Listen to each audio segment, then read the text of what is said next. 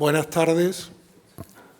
Se abre la sesión pública y solemne del día de hoy para dar posesión de su sillón en la sesión de arquitectura a nuestro compañero, el ilustrísimo señor don Francisco Torres Martínez.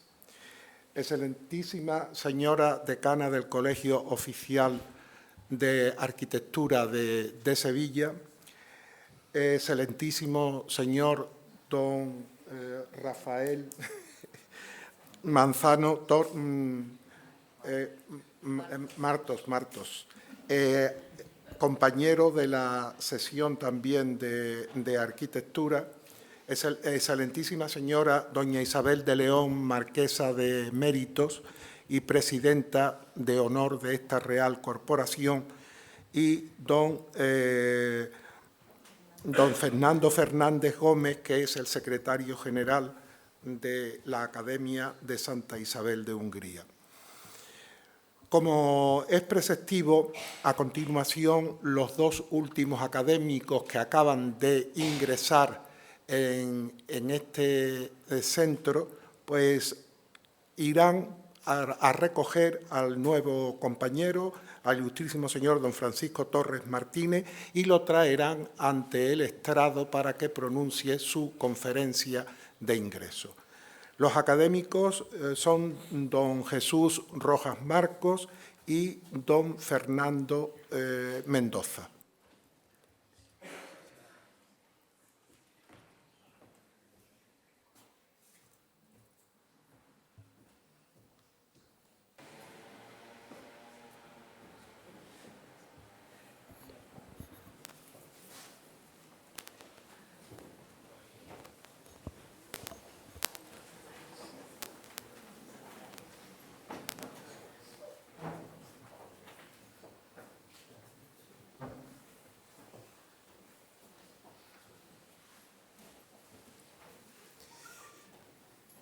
Don Francisco Torres puede tomar asiento en la mesa que se le ha habilitado para proceder a la lectura de su discurso.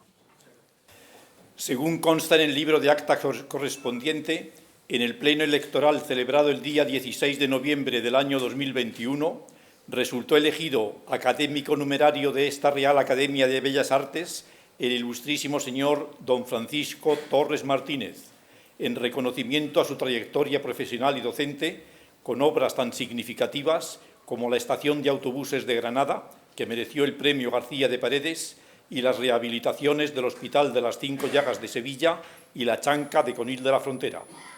Ocupará el sillón número 22, que anteriormente perteneciera al ilustrísimo señor don Antonio Cruz Villalón, de todo lo cual, como secretario general, doy fe.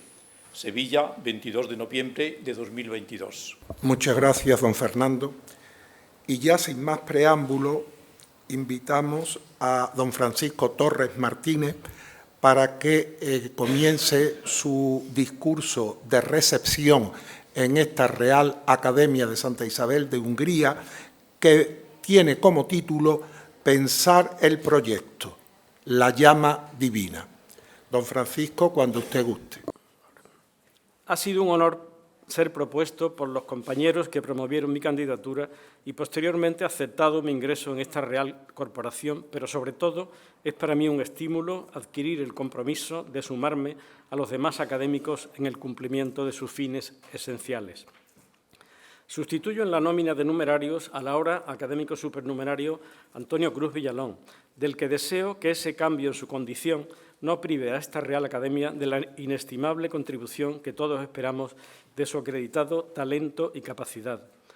A él me une una amistad entrañable, nacida y crecida en esos años de formación que marcan nuestra vida y trayectoria profesional.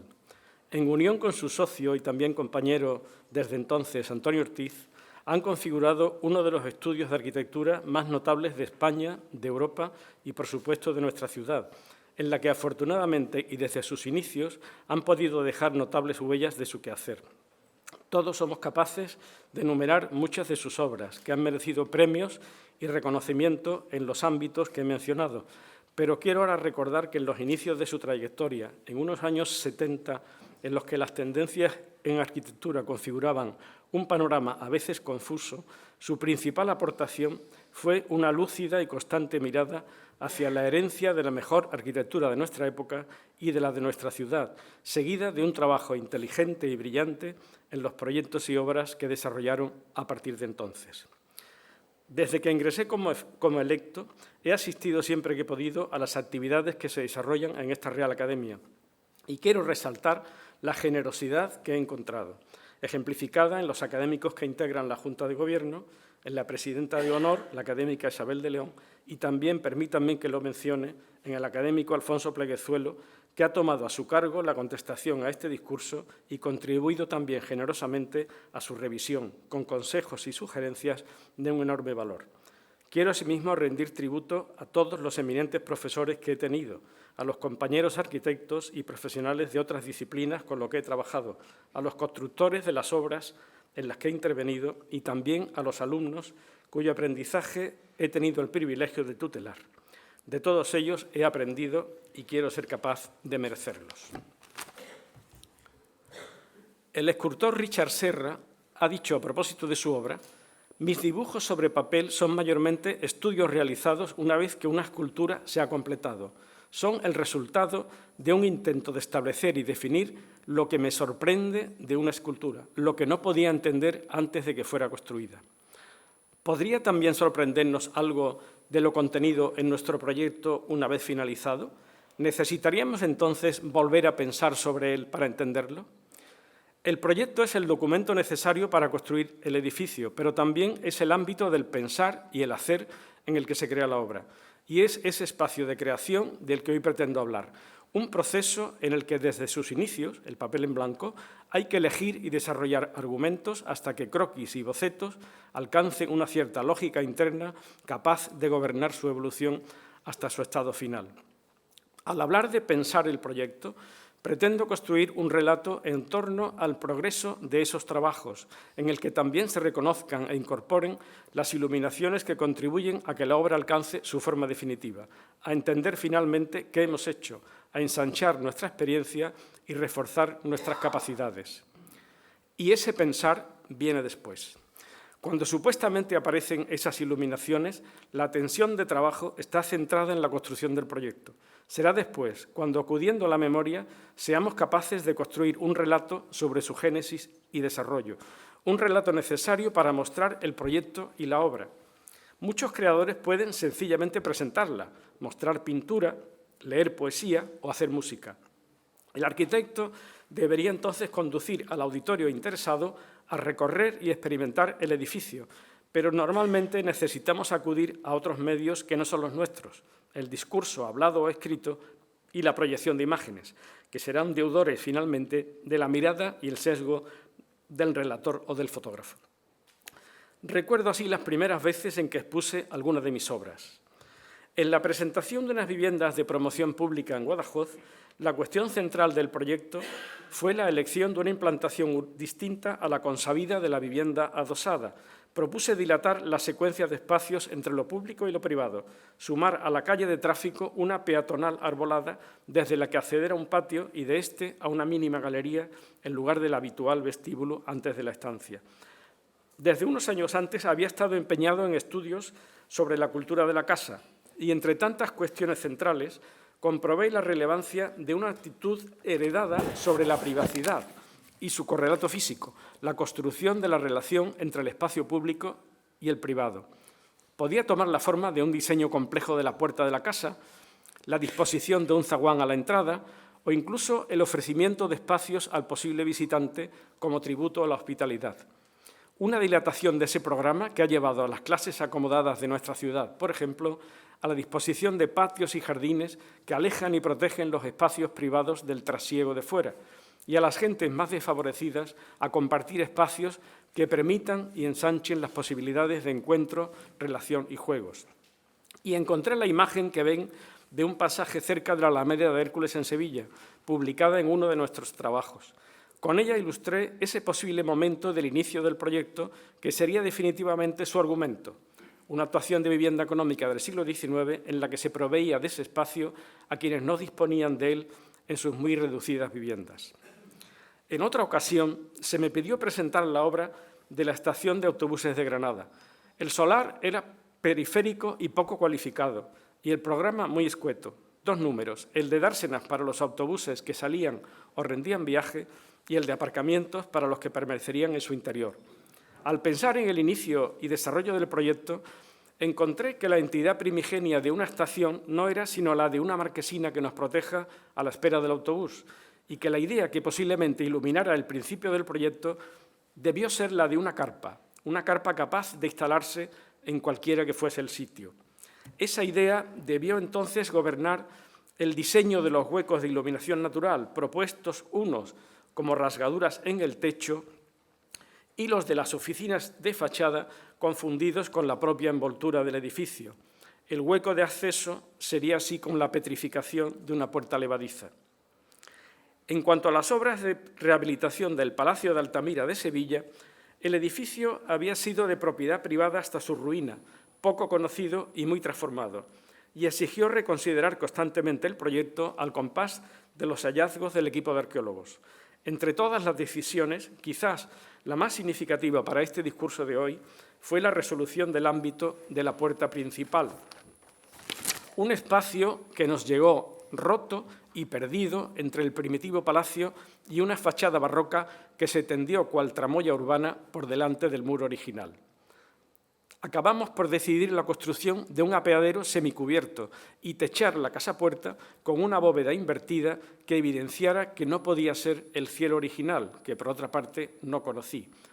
Al pensar el proyecto, reencontré imágenes de grandes casas de la ciudad de Fez, contemporáneas del primer palacio, en las que unas simples cortinas controlaban la intimidad entre el patio y las salas.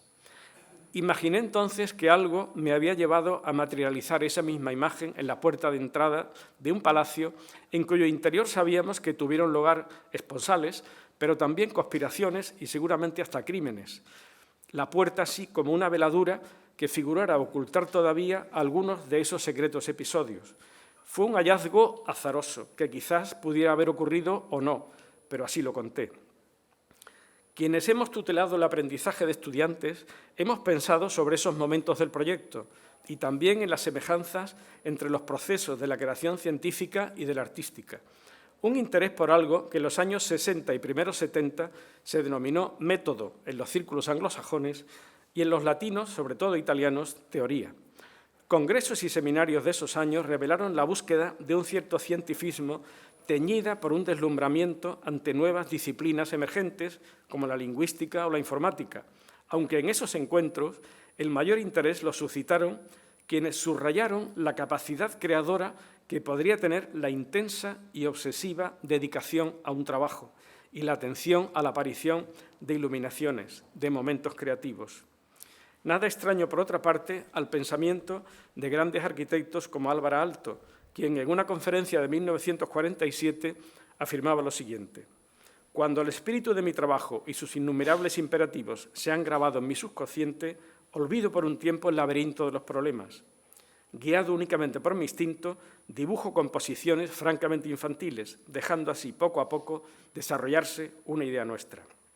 O entre nosotros, las reflexiones del académico Fernández Lacomba en su discurso de contestación al de ingreso del también académico Manuel Salinas. Mencionaba con Leonardo que el trabajo de pintor resultaba de una mezcla de esfuerzo y empeño, que la metodología de Salinas radica en un tipo de abandono semejante al juego abierto a las infinitas posibilidades del azar, y que su trabajo artístico consiste en una suerte de práctica, de arte concreto, basado en la emergencia de un posible milagro plástico. La cuestión central sería entonces cómo se producen esos momentos de iluminación, esos milagros productos del azar.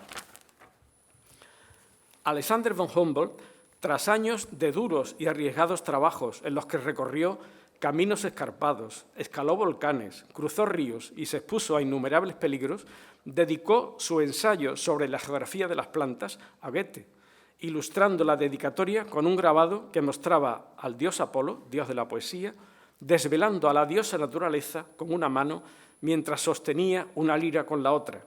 Venía a decir que la poesía era necesaria para comprender los misterios del mundo natural.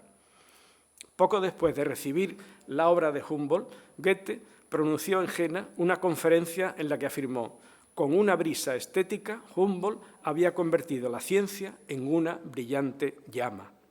Francis Crick, descubridor con el Nobel Sidney Brenner del ARN mensajero, recordaba el momento en que en una reunión relajada entre colegas alcanzó a ver un brillo en la mirada de Brenner y adivinó que había encontrado la solución a la cuestión sobre la que debatían desde hacía tiempo. La emoción del momento debió ser tan fuerte que Crick afirmaba recordar con exactitud la posición exacta que tenía cada uno de los asistentes en la habitación. ¿Cuál es la naturaleza de esos momentos llameantes en la ciencia o en el arte? Hace tiempo que viene con frecuencia a mi pensamiento un antiguo relato muy conocido y tan citado en la literatura como representado en la pintura. En el episodio de Filemón y Baucis, de la Metamorfosis de Ovidio, un viajero se interesa por dos árboles, un tilo y una encina, que encuentra rodeados por un muro. Le cuentan cómo los dioses Júpiter y Mercurio bajaron a la tierra disfrazados de humanos y, solicitando albergue, fueron rechazados por todos, salvo por una pareja de ancianos que los acogieron en su humilde choza. Los dioses destruyeron la ciudad y castigaron a todos sus habitantes, salvo a sus dos anfitriones, cuya casa transformaron en un templo dorado, al lado del que pudieron permanecer hasta acabar sus vidas y transformarse juntos en la pareja de árboles. Un relato sobre la hospitalidad que contiene tres grandes palabras que lo vinculan al mundo de la arquitectura: casa o espacio doméstico, con su compleja herencia, aunque en la pobre cabaña se dé en su expresión más sencilla; templo, arquitectura como celebración de una cultura, de un vivir en la tierra; y, sobre todo, metamorfosis, la transformación como condición del arte. Antes de emprender el camino, viendo al viajero que de los viejos árboles cuelgan unas guirnaldas, deja otras y dice: sean dioses los que cuiden de los dioses y los que adoren serán adorados. Anuncia el poema que una prerrogativa de la divinidad, la metamorfosis, la transformación, pasaría a ser una posibilidad en los humanos. Sugiere una cierta transitividad entre los capaces de alumbrar esa llama y los que, usando de sus capacidades, de su pensar, se transforman en nuevos eslabones de esta cadena de creadores. La artista Harriet Barden, personaje en una de las novelas de Sidney Husband, escribe en la última página de su diario: «Estoy hecha de muertos». En nuestra actividad docente hemos dado siempre un lugar relevante al análisis de las que consideramos obras maestras de arquitectura. Veneración crítica ante la infinitud de lecturas y de posibilidades de conocimiento que tiene toda gran obra. Para el mismo artista, ha dicho nuestro compañero académico Manuel Sánchez Arcenegui, el arte, más que una vía de comunicación que lo es una vía de conocimiento. A alguna de esas obras me propuse volver en la preparación de este discurso, en la seguridad de que podría esperar que aparecieran nuevas iluminaciones. He confiado en mi memoria, consultado muchos de los nuevos estudios y escritos que se han producido y recordado aquellos edificios que una y otra vez fueron objeto de análisis en clase, de entre ellos dos indiscutibles obras maestras, cada vez más citadas y objeto de atención crítica, pero sobre las que guardaba alguna pregunta que quizás todavía no logré formular con precisión. ¿Podría hacerlo aquí, tomando como soporte del relato de hoy lo que se ha pensado, se ha dicho y escrito sobre esas obras? Y también desde la atención a la inmersión del arquitecto en esos trabajos obsesivos, esa saturación sobre algunos temas que pudieran explicar, iluminar algunos de esos momentos creativos, llameantes, que hacen que el proyecto de la obra avance y se transforme decisivamente. El Altes Museum de Berlín, obra de Karl Friedrich Schinkel, ocupa el lado norte del Lustgarten, antiguo jardín de recreo del Palacio Real. En su entablamento se conmemora la fundación por Federico Guillermo III en 1828 y su dedicación al estudio de la antigüedad y las artes liberales. ¿Qué se ha dicho de Schinkel y de su obra? En 1910, Werner Hickman, director de la Exposición Internacional de Urbanística de Berlín, afirmó que la actuación de Schinkel, según él, uno de los más grandes arquitectos de todos los tiempos, supuso para la provinciana Berlín lo que Goethe hizo por la pequeña Weimar. Y ese mismo año, el maestro Adolf Loos finalizaba así un polémico artículo. Cuando se ignora la tradición y el ornamento se vuelve incontrolable, aparece el gran arquitecto que nos reconduce a la antigüedad. En el siglo XIX fue Schinkel, y lo habíamos olvidado. Que la luz de su extraordinaria figura ilumine las futuras generaciones de arquitectos. Siegfried Giedion, autor de una de las grandes narraciones del nacimiento y desarrollo de la arquitectura moderna, solo menciona a Schinkel en su tesis doctoral de 1922 sobre el clasicismo tardobarroco y romántico. Sin embargo, Henry Russell Hitchcock, en su obra Arquitecturas de los siglos XIX y XX, de 1958, menciona los primeros pasos de Schinkel como pintor y escenógrafo. Afirma que el museo fue su obra maestra y que proporcionó a Lustgarten un acceso digno mediante la construcción de un puente. Resalta la propuesta de la Stoa, el doble tramo de escaleras que conducen al piso superior y un ático que oculta al exterior una cúpula central durandiana. Este adjetivo, durandiano, será recurrente en los análisis críticos sobre esta obra de Schinkel y alude al método expuesto por Jean-Nicolas Louis Durand en su Précis des leçons d'architecture, que gozó de gran popularidad en todo el siglo XIX. En ella, la composición de los edificios se basaba en recursos de simetría y en la utilización de ejes para disponer adecuadamente salas, espacios cupulados, galerías y pórticos. Kenneth Frampton, en su Historia crítica de la arquitectura moderna, de 1980, menciona las tres grandes obras de Schinkel en la ciudad de Berlín, la Neue Wache, la Schauspielhaus y el Altes Museum, y avanza un breve análisis de la relación del proyecto del Altes Museum con los métodos de Durand, aun reconociendo lo propio y distinto de la articulación espacial elaborada por Schinkel. Con ocasión de la celebración en 1981 del segundo centenario del arquitecto, se programó en el mismo museo, en el Berlín Oriental, la gran exposición sobre Carl Friedrich Schinkel, seguida de reediciones en Roma, Venecia y Londres. Simon Marchand, en un artículo de 1984, mencionaba el alud de intereses disciplinares despertados a partir de ese centenario.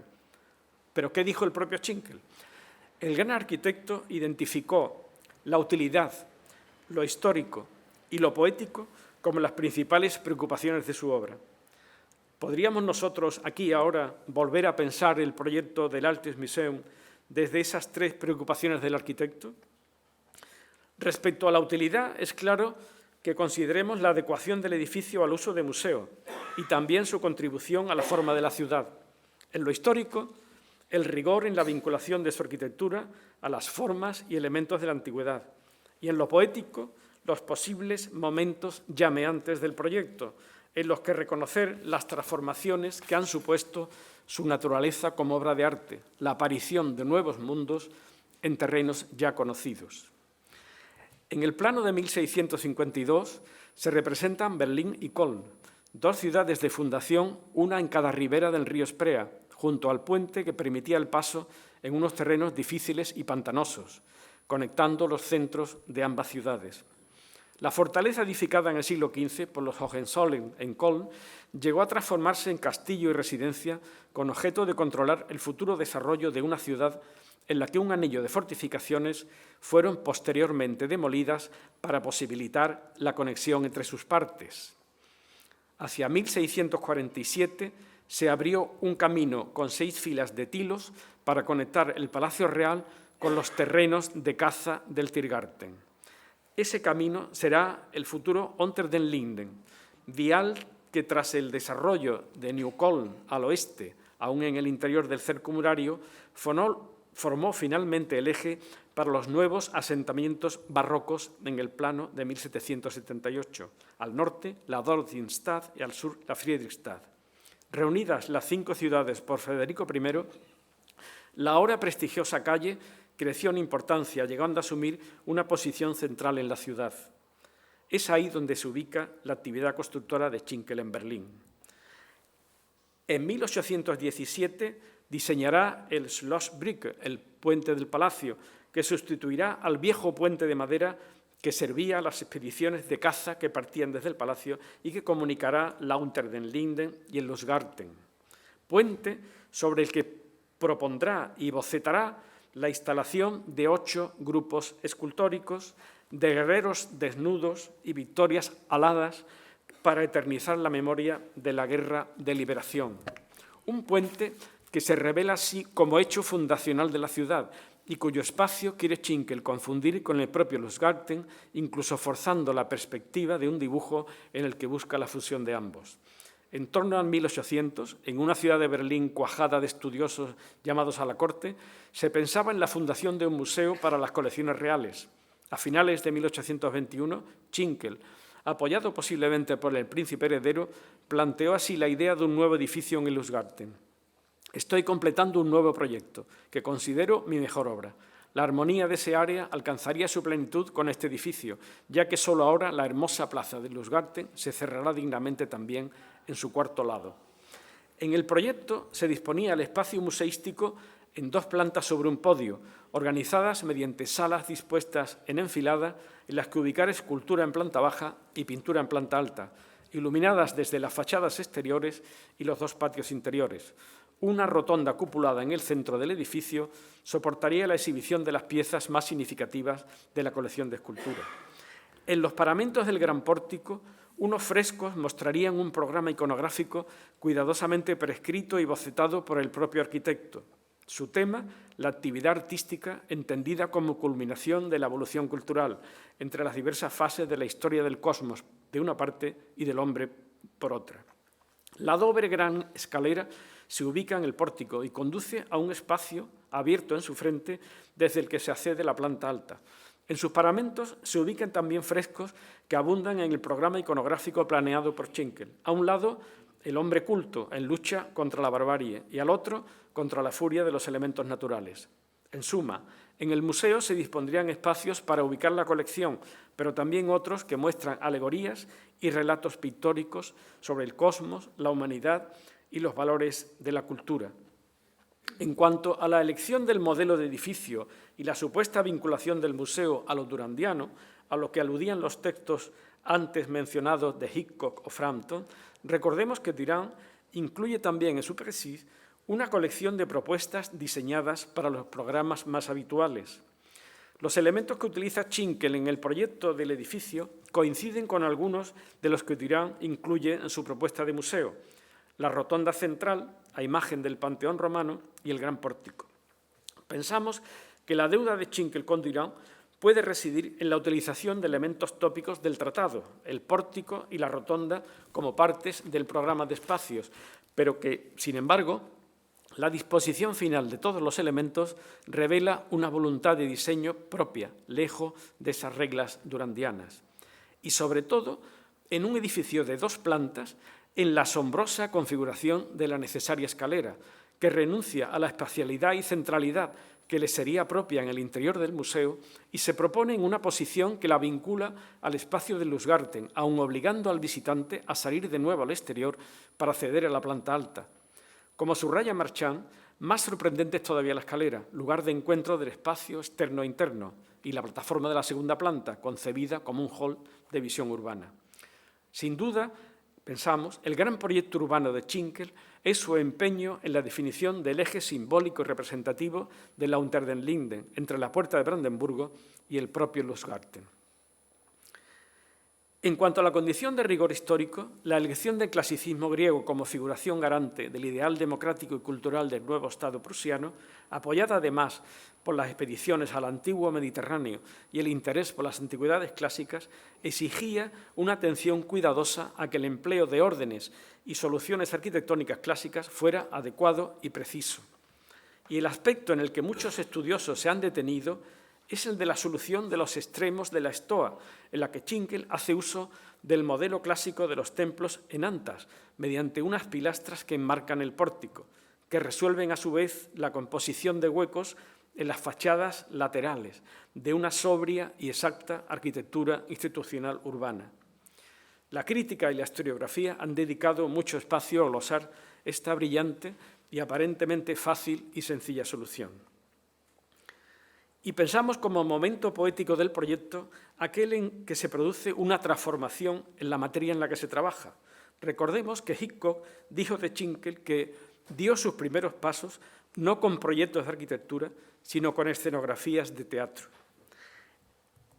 Efectivamente, la etapa de formación como artista de Schinkel, a partir de su primer viaje a Italia, de 1803 a 1804, se caracterizó por una muy extensa producción de dibujos y pinturas sobre naturaleza y arquitectura, trabajos en los que encontramos además una actitud creativa, proponiendo paisajes alternativos y escenografías fantásticas, en las que recreaba entornos inventados a partir de elementos reales de la naturaleza y la arquitectura, como por ejemplo en sus experimentos con la Catedral de Milán.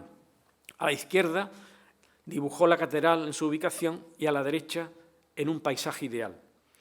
La suya era una forma de crear que enlazará así con su actividad como escenógrafo. Schinkel es hombre de teatro, afirma Semerani, quehaceres que le supondrán poder mantenerse económicamente en una época de escaso trabajo para el arquitecto y que además darán pie a que le conozcan y adquiera muy notoria fama como artista.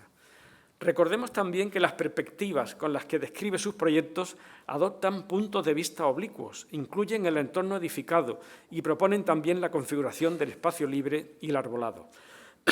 Y que en la sesión inaugural de la Schauspielhaus, el teatro en prosa de Berlín, para la que Schinkel diseñó la escenografía de la obertura, la escena urbana que propuso provocó la sorpresa y las sonrisas del público al ver representado el propio edificio flanqueado por las dos catedrales barrocas preexistentes, la francesa y la alemana, incorporadas a su proyecto, a diferencia de la propuesta similar de Durand, en la que en la escenografía solo había lugar para los referentes clásicos. La conclusión es clara: conocimiento de Durand, pero también distancia crítica. El profesor Juan Antonio Cortés afirma en su análisis del Altes Museum que todas sus partes son independientes y se justaponen para componer el conjunto, que no es una unidad jerárquica, sino el resultado de la compactación de piezas sueltas. Y llega a las escaleras y al nivel superior, donde, según Cortés, una escena ilusionística transmuta el fragmento de ciudad percibido en una ficción pictórica. Y continúa: el recorrido ascendente en el Altes Museum tiene pues su origen real y su término visual en el exterior, sin para ello llegar a penetrar en el corazón del edificio. ¿Podríamos pensar entonces en el espacio del Lustgarten como verdadero objeto del proyecto y que el elemento más sorprendente de ese proyecto, del que no conocemos precedentes comparables ni tampoco continuadores, es la escalera? Una escalera que Schinkel, en esa perspectiva también sesgada, describe como un espacio expositivo poblado de espectadores en torno a los frescos incorporados a las paredes, entre los que, como una más, se instala la visión de un Lustgarten exterior y cambiante, entrevisto entre los vanos de la doble columnata. ¿Y por qué ubicar ahí esa escalera? En su intenso trabajo como pintor y escenógrafo, integró en dibujos y pinturas arquitectura y naturaleza, una realidad que manipulaba transformando paisajes y edificios con técnicas escenográficas, dibujos meticulosos, reales o inventados, para los que Schinkel elegía habitualmente puntos de vista elevados. Cerca del museo, su gran obra, Berlín lo celebra sobre un alto pedestal y dibujando, con cuaderno y lápiz en sus manos. Y en el dibujo que hace de la Piazza dei Miracoli, en la ciudad de Pisa, no solo elige ese punto de vista elevado, sino que regala a los pisanos el proyecto de una terraza elevada dentro del recinto amurallado. ¿Podríamos pensar entonces, que lo hace para revelar el punto de vista que el arquitecto elige para operar sus transformaciones? La escalera del Altes Museum procura al visitante la visión de un espacio vacío, el Lustgarten, un lugar al que se ha llegado desde una Unter den Linden orillada por los grandes edificios y foros del poder y atravesando un puente sobre el río de la ciudad, en cuyos márgenes narra el recorrido vital del héroe fundador y sus dioses protectores, para finalmente, y accediendo al museo, desde el podio que le proporciona la escalera, rodeado de representaciones del cosmos, de la humanidad y del arte, disfrutar de la altura de la mirada que Schinkel elegía para sus dibujos y construcciones escenográficas. ¿Dispuso acaso el arquitecto en su edificio un punto en el espacio desde el que esperar las futuras iluminaciones que inspiraran las construcciones del nuevo Estado? ¿Un podio para que las nuevas generaciones siguieran construyendo el mundo? 100 años más tarde, el arquitecto Le Corbusier presentó su proyecto de museo del siglo XX, una de cuyas piezas era una gran caja vacía, la Boîte à Miracles, de la que decía: El verdadero arquitecto puede crear una caja mágica que contenga todo lo que podáis desear.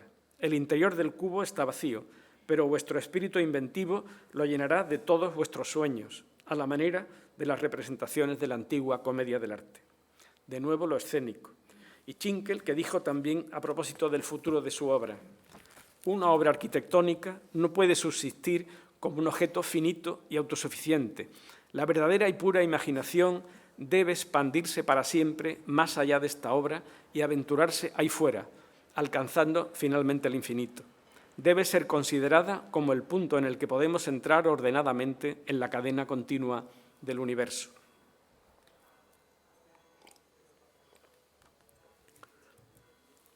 En noviembre de 1989 cayó el muro de Berlín.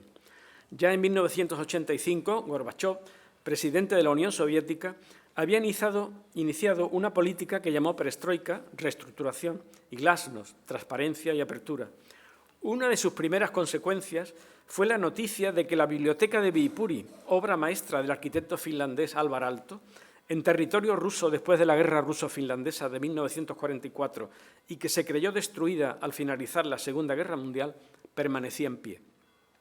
La cooperación entre Finlandia y Rusia a partir de 1992 permitió abordar una restauración meticulosa y completa del edificio, que finalizó con su reapertura en 2013. En el primer volumen de las obras completas de Aalto, de 1963, se muestra la biblioteca mediante una selección de imágenes en blanco y negro y unos textos muy escuetos, prácticamente unos pies de foto. Su contenido debió ser aprobado por el mismo Aalto, que es quien hablaba así de su obra y su proyecto.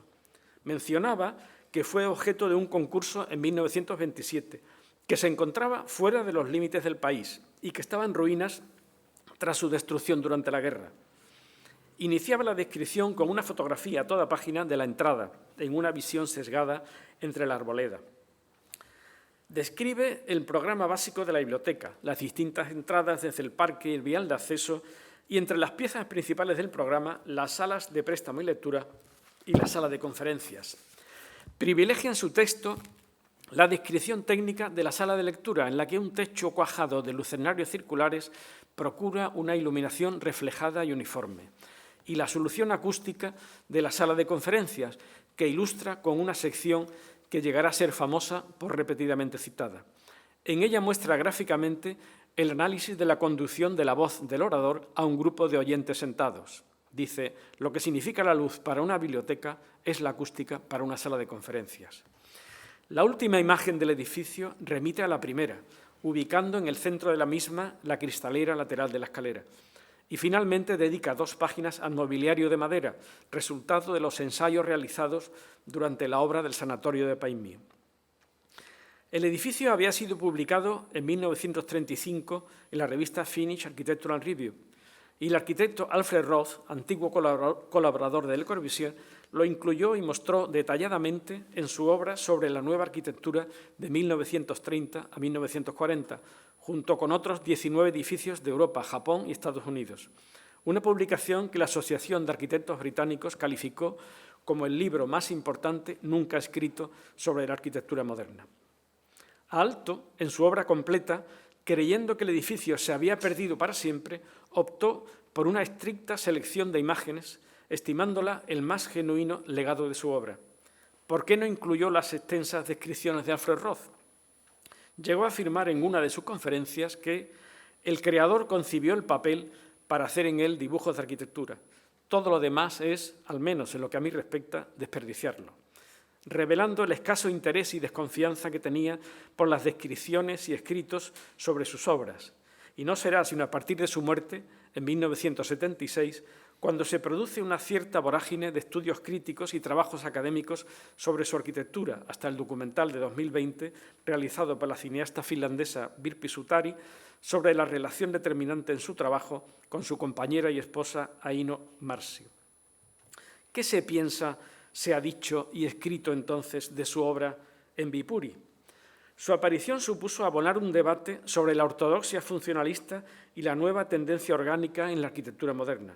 Recordemos que la aparición de nuevos materiales, especialmente el hormigón armado, dio lugar a la formación de un nuevo repertorio formal, racional, funcional, caracterizado por el uso de volúmenes elementales, la simplicidad en las formas y el rechazo a lo decorativo, priorizando la imagen de la propia construcción. El verdadero choque lo supuso la configuración de la sala de conferencias y el famoso techo acústico que cubría la estructura sustentante del edificio.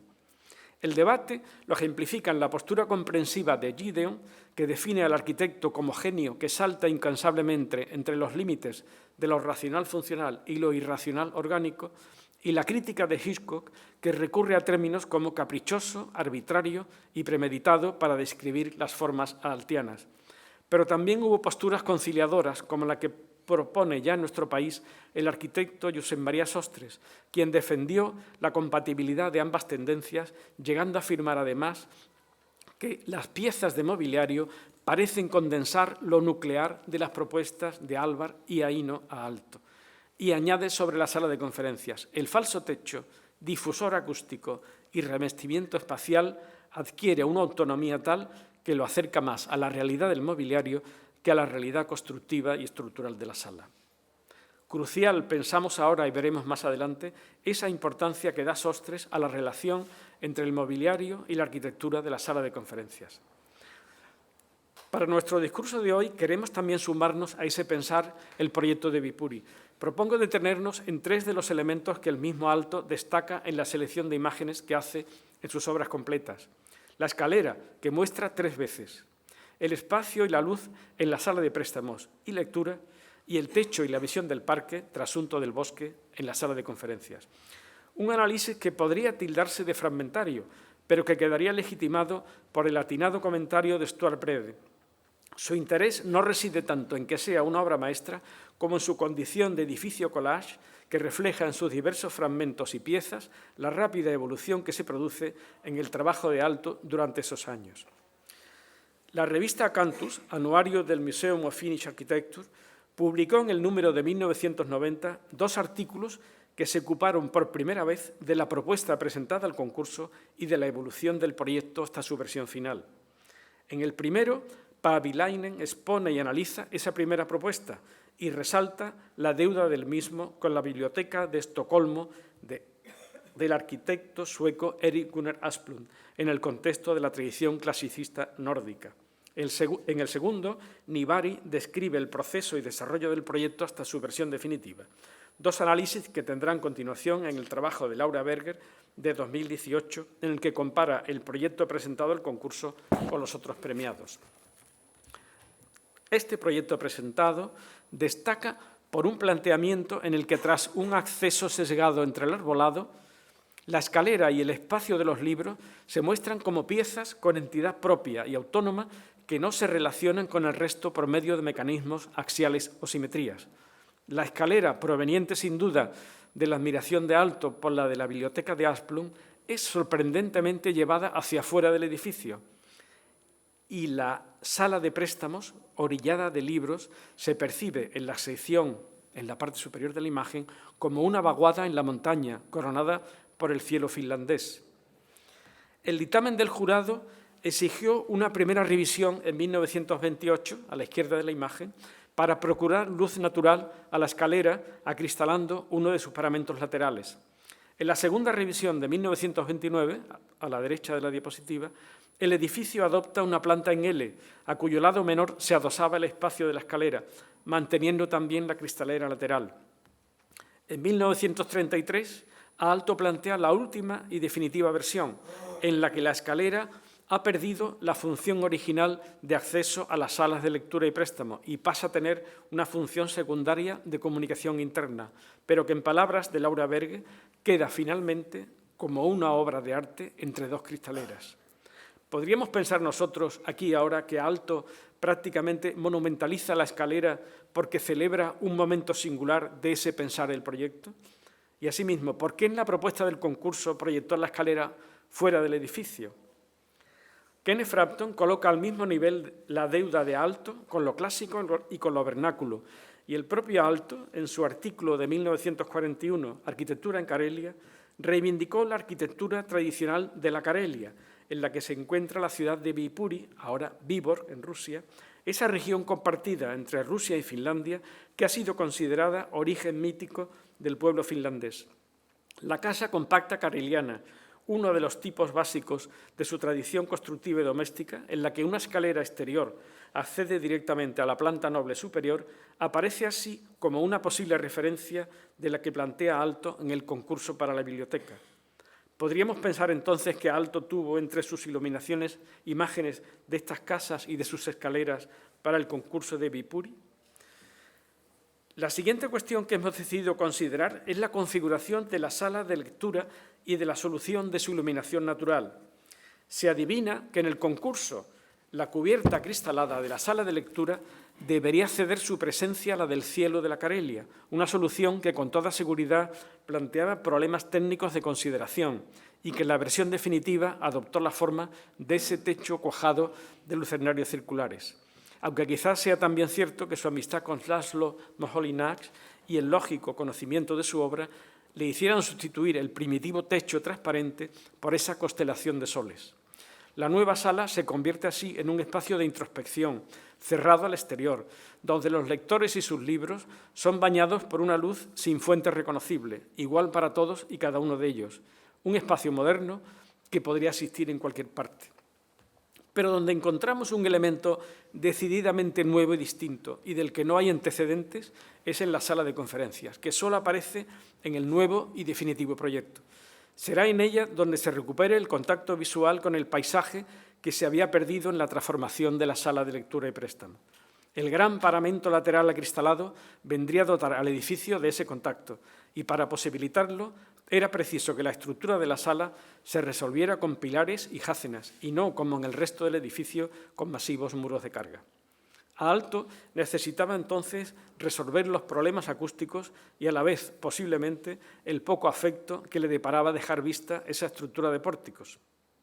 Para lograrlo, diseña un techo ondulado de madera que contraviene algunos de los postulados pregonados por cronistas y valedores de determinadas tendencias en el movimiento moderno.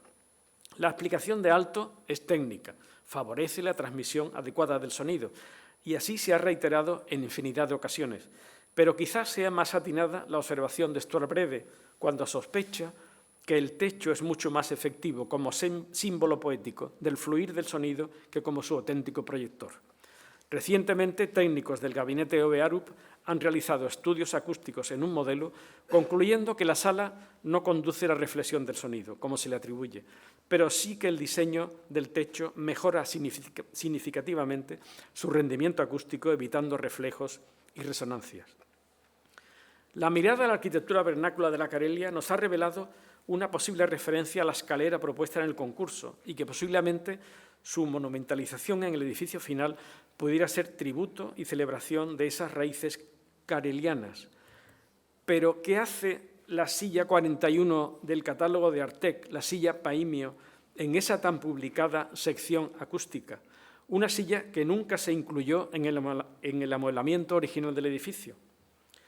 Los años en los que se desarrolló el proyecto de Viipuri fueron especialmente intensos. Había poco trabajo de arquitectura y Álvar, su esposa y compañera Aino, y el carpintero Otto Korhonen colaboraron en el diseño de mobiliario, del que la silla Paimio sería la más apreciada y el inicio de lo que fue la empresa Artec aún existente. Fue lo que facilitó a los arquitectos el reconocimiento internacional, fuente y motor del avance en la evolución hacia la mejor y más propia arquitectura de Aalto. Se afirma que cuando muere Korhonen en 1935, acaba la calidad experimental de los muebles de Aalto. Después no hay innovación ni experimentación técnica. Una época que queda cerrada en el año 1949 con la muerte de su esposa Aino, según Benévolo, la colaboradora hábil y exigente que criba y orienta los impulsos volcánicos del artista. Si ampliamos el foco en la sección acústica, en esta primera versión de la misma, anterior a la muerte de Aino y en la que el orador habla a una única oyente, podemos apreciar la identidad entre la sección del techo que envuelve las vigas y el formero de la silla Paimio, que por otra parte debe su forma al arco de la persona sentada. Revela una alusión a la simiente, a lo germinal de esos años de fecunda investigación técnica y formal en el mobiliario encarnados en esa silla. ¿Podría ser un mensaje de Aalto sobre el pensar su proyecto? Si es así, como él quería, el mensaje finalmente no es ni un escrito ni un discurso, es un dibujo, el dibujo de una mujer en una silla. Aalto crea una sala para la palabra, abierta al bosque y con sus participantes cobijados entre dos láminas de la misma madera, para después de la lectura en soledad compartir la construcción de las ideas. El bosque, patria del creador, como espacio marco de la construcción de una cultura. Los finlandeses soñamos con bosques. En una de las últimas cartas de Alvar Aalto a su esposa y compañera Aino, se muestra desengañado de las grandes instituciones y países. Mi querida Aino, me voy a centrar en tener una vida en el bosque contigo. No hay nada fuera de nosotros. Este pensar el proyecto nos ha dado de qué hablar hoy, pero no es más que un relato que no pretende suplir la experiencia ante la gran obra de arquitectura. Antes bien, quiere animarles a encontrar la emoción en la vivencia con luz y en silencio de la materia y el espacio sabiamente dispuestos. En una hora temprana de una tarde de verano, viniendo de la obra de Granada, tuve la ocasión de volver a la mezquita, casi en soledad. La fuerte emoción física que todavía siento y recuerdo no procedía conscientemente de ningún estudio ni análisis del edificio que tantas veces había visitado. Hasta un cierto tiempo después no encontré una descripción precisa de esa sensación en un comentario del novelista Vladimir Nabokov a propósito de una obra de Dickens. Todo lo que tenéis que hacer al leer Bleak House es relajaros y dejar que sea vuestra espina dorsal la que domine. Aunque leáis con la mente, el centro de la fruición artística se encuentra entre vuestros omóplatos. Ese pequeño estremecimiento es, con toda seguridad, la forma más elevada de emoción que la humanidad experimenta cuando alcanza el arte puro y la ciencia pura. Rindamos culto a la médula espinal y a su hormigueo. Enorgullezcámonos de ser vertebrados, pues somos unos vertebrados en cuya cabeza se posa la llama divina. El cerebro no es más que la prolongación de la médula, pero el pabilo recorre toda la vela de arriba abajo. Gracias.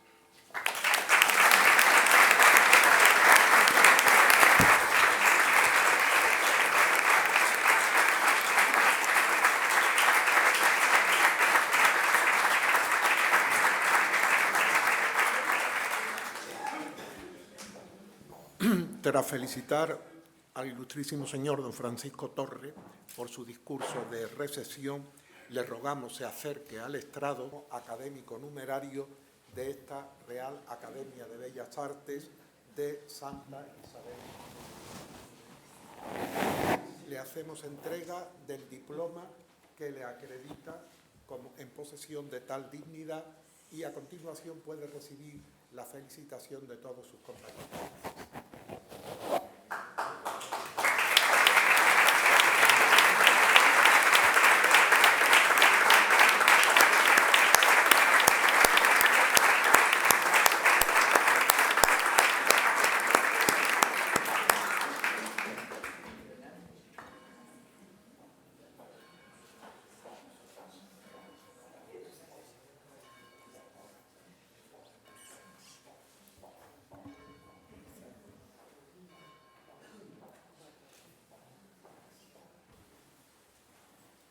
A continuación, y para cerrar este solemne acto de recepción del nuevo académico, nuestro compañero, el ilustrísimo señor don Alfonso Pleguezuelo Hernández, procederá a contestar al discurso de entrada de don Francisco Torres Martínez.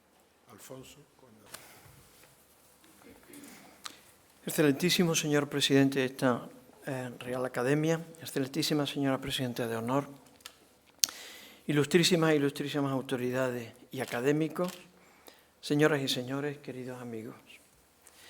Por una imprevista circunstancia de esas con que la vida nos sorprende a veces, y también por amable deseo del propio protagonista de hoy, seré yo quien responda al discurso del ilustrísimo señor don Francisco Torres Martínez, en este acto público de su ingreso como miembro del número de esta Real Academia de Bellas Artes, Un honor que en principio no me correspondía a mí, sino como el nuevo académico ha comentado, al académico que ha promovido la propuesta de su candidatura, en este caso el ilustrísimo señor don Antonio Cruz Villalón, que nos acompaña en este acto y que por imperativo de nuestra normativa no ha podido desempeñar hoy este papel. Por ello, quiero iniciar mi intervención expresando el afecto y la admiración que siento por el compañero al que hoy sustituyo, que además de arquitecto es íntimo amigo y colega de estudios de quien hoy acaba de leer ante nosotros su brillante discurso. No he gozado yo de esos privilegios, ya que, aunque conocía y admiraba desde hace años la obra de don Francisco Torres, no había tenido el placer de conocerlo en persona hasta que hemos coincidido recientemente en esta casa. No ha hecho falta, sin embargo, mucho tiempo para que en nuestras sesiones académicas hayamos experimentado esa sintonía de pensamiento y afecto que en algunas ocasiones une a los individuos más allá de su profesión, el arquitecto, yo historiador, y de la antigüedad de la amistad, que en nuestro caso es, como he dicho, muy reciente. Por eso debo hoy expresar aquí mi inmensa gratitud a don Francisco Torres Martínez por haberme elegido para ser su heraldo sustituto en este acto en el que me van a permitir me dirija a él de la forma más familiar con que cotidianamente lo hago, Paco Torres.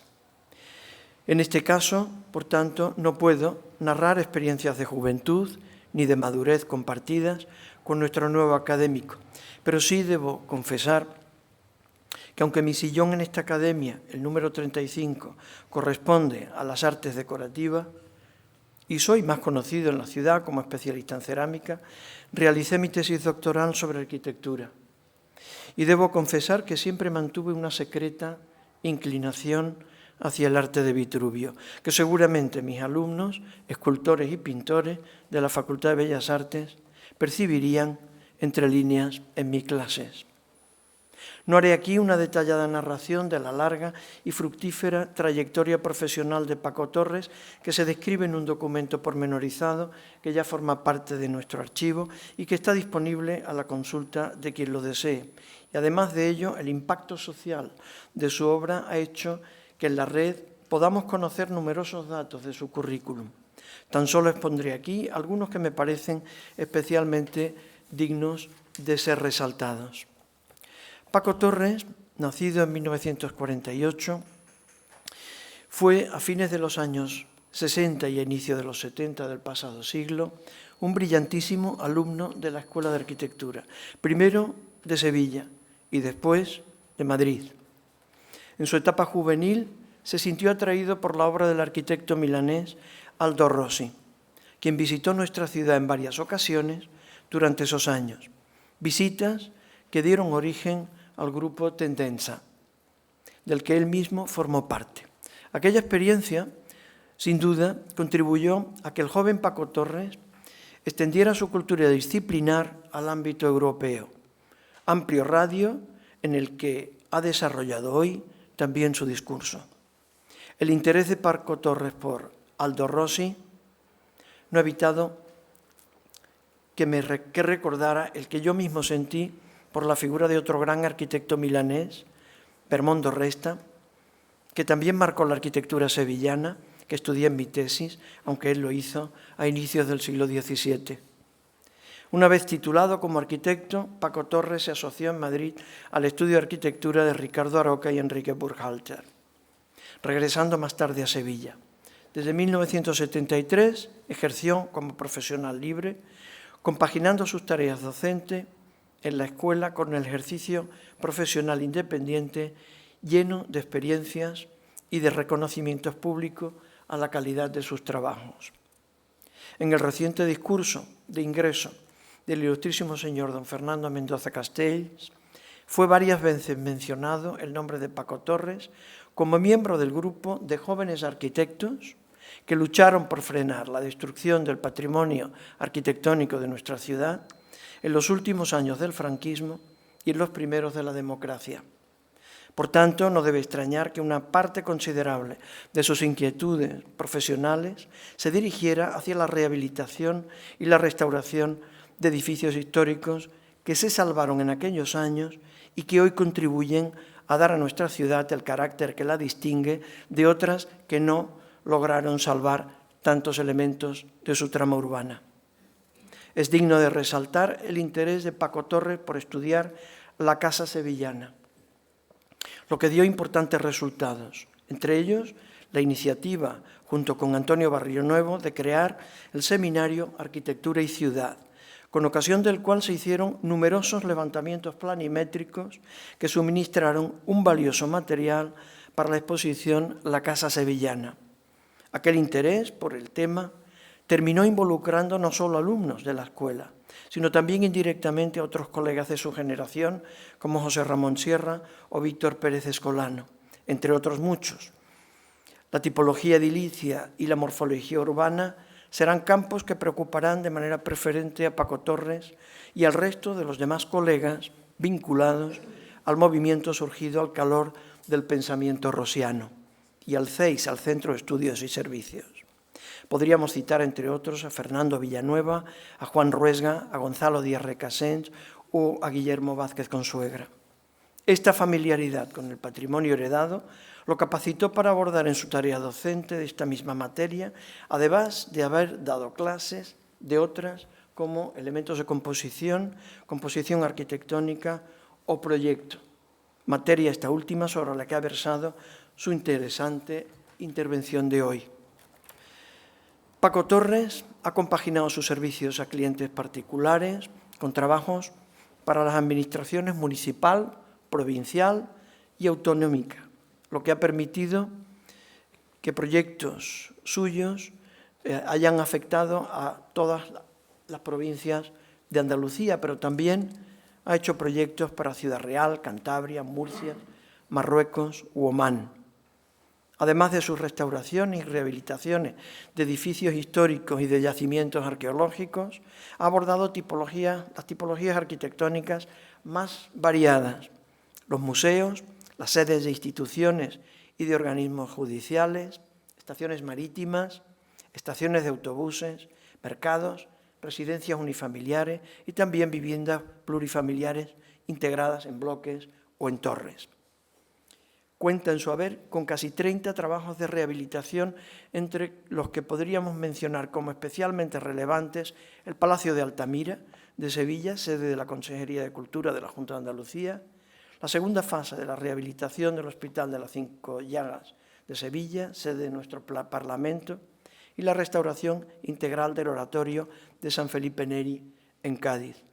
En sus proyectos de nueva planta, que superan el centenar, más de 20 han sido seleccionados en concursos y premiados, como por ejemplo el pabellón del siglo XV de la Expo 92, año en que recibió además el premio de Patrimonio Histórico por la restauración y rehabilitación del conjunto monumental de la Cartuja, o la nueva, citada ya, Estación de Autobuses de Granada en 1996, por la que obtuvo el premio José María García de Paredes.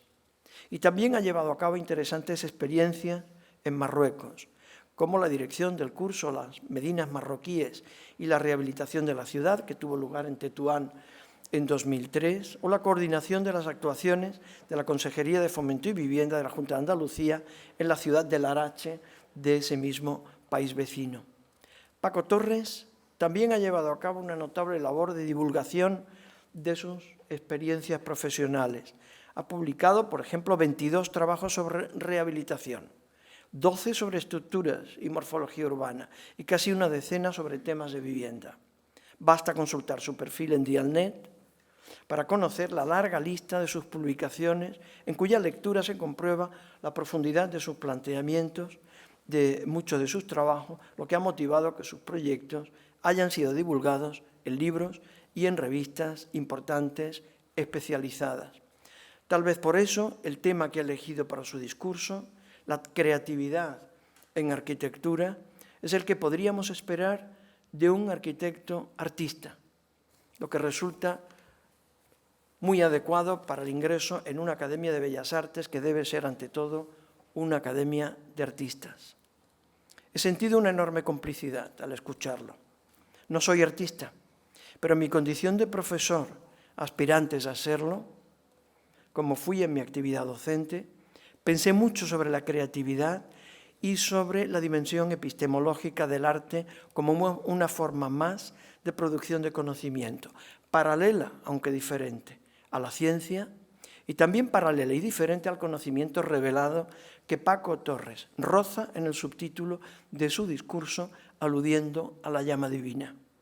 En su texto se ha manifestado la pasión que siente por su profesión.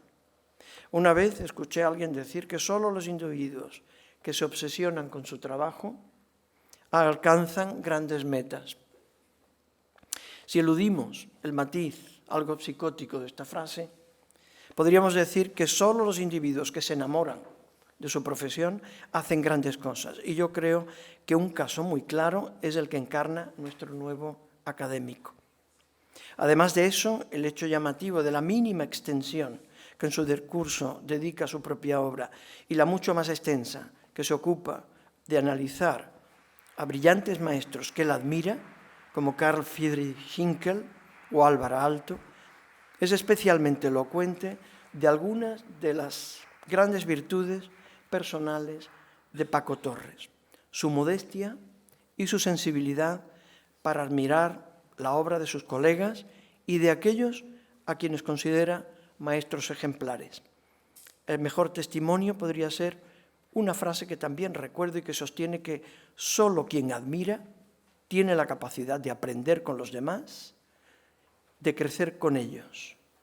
Una sentencia que hace recordar que, como ya defendían los teóricos de la pintura del Renacimiento apoyados en Horacio, la arquitectura también es, como la poesía, fruto de la creatividad y estímulo de emociones y afectos. Querido Paco, todos nosotros te damos hoy la bienvenida a esta casa en la que con tu llegada todos aprenderemos, creceremos y nos enriqueceremos. Muchas gracias.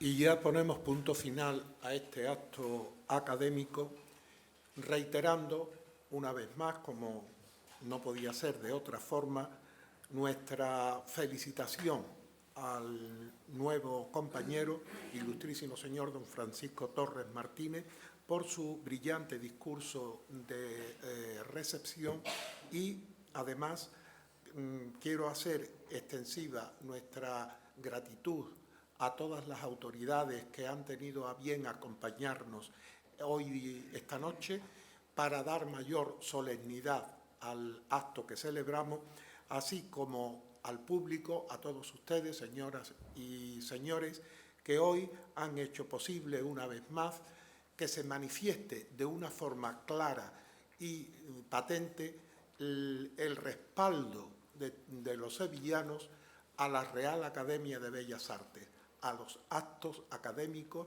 que a lo largo de todo el curso vamos celebrando en este importante centro de las artes sevillanas de todos los tiempos. Y ya sin más, se levanta la sesión. Muchas gracias.